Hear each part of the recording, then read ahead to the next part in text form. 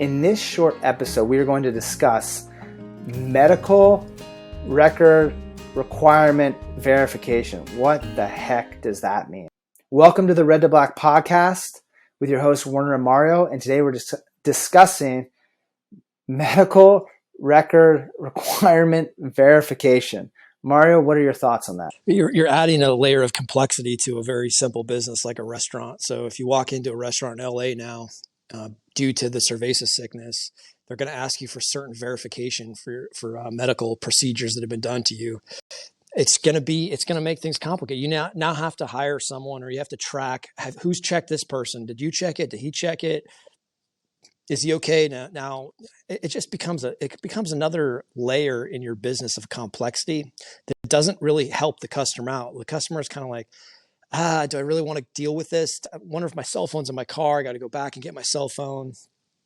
It's going to be interesting how LA and New York and maybe even Hawaii deal with this requirement, how the business owners deal with requirement. And if some business owners go, you know what, I'm just not going to ask. If you want to show it to me, that's fine, but I'm not going to ask for it.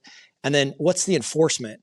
Is there going to be a government agency that comes around checking to see if you ID'd people? It's just going to be a little silly for a while. Yeah. So let's take a look at a business. What's the purpose of a business? The purpose of the business is to make money. Now, and to offer goods and services at a profit. Offer goods and services at a profit. Exactly. Now, if you just go into business and your sole goal is to make money, well, it depends on the business you go into. If you're in the finance business or investing business, then that's going to work out. But if you're in other businesses, that may or may not, because guys have talked about this before. The whole goal, Peter Drucker, the whole goal is to actually satisfy the customer, and the metric is making money, right?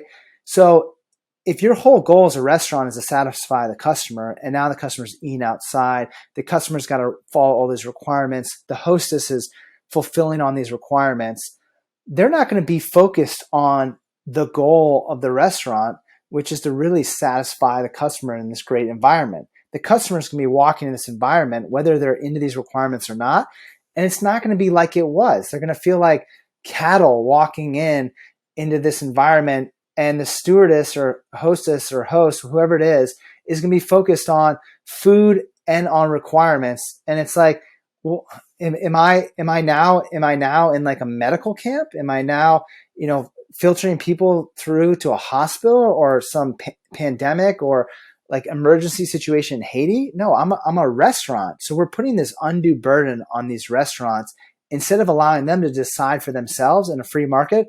Hey, you institute that if you like, and then see what the customers think.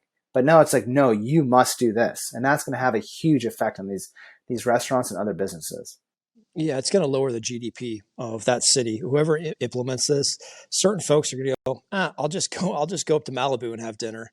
I'll just drive outside of the city limits, Austin city limits. I'm just going to cross into the next county, or not really even the next county. You can still be in LA County. There's just a hub, or there's a central business district within LA that's going to enforce these cerveza sickness passports. Once you get outside of that district, that there's not going to be that requirement. So what you're basically going to do is you're going to put an extra burden on those businesses that are within that district, and you're going to force customers like myself and Warner to just jump a street, just go one street over, one block over, which is fine. That's no problem. It's not like we're going to starve to death, but it's hurting those business owners. It's hurting those businesses. You're going to have a reduction in GDP in that area. Yeah, those are great points, because what most people don't get, and I wrote an article and we did a recent podcast on this, which is, what is the root of money? You go back to an agrarian village and it's this exchange of value. And so you ask yourself, well, what's the root of an economy? It's enabling the individuals in that economy, the marketplace individuals, to freely exchange goods and services. That means doing it in a way that they see fit, that creates a trust with the customer. So now you're creating this environment where, like you said, entrepreneurs, they're not idiots or business people. They're very smart, resourceful people. They may not all have degrees, but they're smart individuals, and they understand, if I work this certain amount of hours, I can make this. They know that. They know that hands down. And now they go, well, now I'm adding this and this on top. I'm not going to do this anymore, guys. I'm going to go, the smart ones are going to go, I'm going to go over here and find out where I can freely express my business, my goods and services, and offer that to individuals that want that. They're going to be like, F this. It's the reason why I got out of the military, because the military was like, they told me when I got to the flying program, and this wasn't no fault of the pilots, like, hey, you're an admin officer first. I'm like, what? You put me through $1.5 million of training, and now you're telling me I'm an admin officer first. It's not the Marine Corps' fault. It's just the Marine Corps gets no money. They have a small staff, so they do what they can with their staff, and they're excellent at that. But their main focus in the squadron is not to be an admin officer, is to fly. If you go to the Air Force, it's got a lot more money. They have a whole staff doing all these jobs that pilots in the Marine Corps are doing. So that's why I got out, because I thought I was going to get in and just fly all the time. No, I was doing admin work most of the time. And so I made a decision with my feet when my time was up, be like, I'm out of here. Yeah, Warner, this is deflationary. This is going to have a deflationary effect on the economy. Less people are going to go to concerts. Less people are going to go to restaurants. Less people are going to go to nightclubs. Less people are going to go to bars.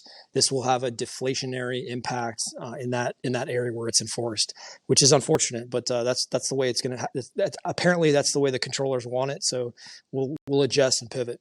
Yeah, and that's what's great about this country. What I've seen through the pandemic is the resourcefulness of the restaurateurs that stuck around is bar none. Is no matter whether you're on the right side of the aisle or the left side of the aisle. Mari and I are neither. We're just our goal is to create financial freedom and teach you how to do it by. We're right where we need to be. That's what I like to say. Is we're right where we need to be. Yeah, exactly. Great point. So my point is that our goal is for you to freely execute on your ability to produce a highly profitable business or invest in one or buy one. And why we are talking about this, the main point is when you're assessing or evaluating a business, there's certain things you want to look at. One of the most important things is the business environment in which you're in. What does that government or local municipality look like? Are they pro-business or against business? Because 90% of entrepreneurial businesses fail. They fail. Only 10% make it. 90% fail. So you want to put yourself in a situation where the deck is not stacked against you. And we've talked about this in prior podcasts, which is being able to be mobile if that government turns on you. Number two, finding a government that's working for you, and also having a business model that's a high margin model. And there's other things we'll talk about in other podcasts, but these things, you want to stack things in your favor. What I think business people have a tendency to do, or entrepreneurs, are just like, I'm going to gut it out.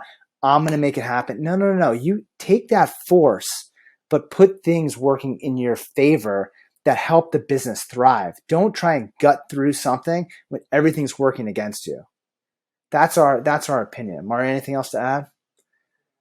Okay, thank you so much for your time, Mario. We appreciate your time as a listener, and we look forward to connecting with you in the future. Thank you so much.